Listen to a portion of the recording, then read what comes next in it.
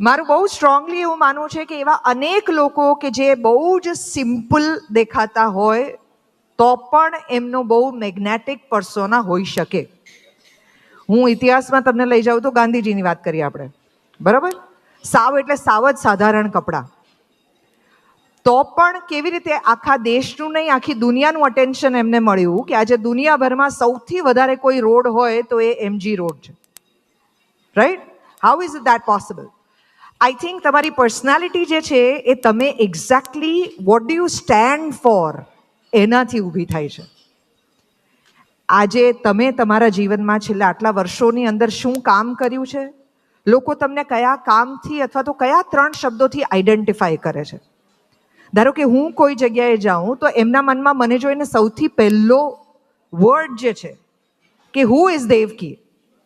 RJ તો job થઈ, બરાબર, that's a job profile.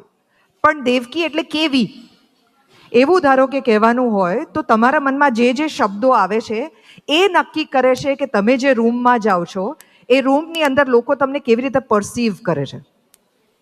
Personality જે છે ને એ જોવાવાળાની આંખમાં છે.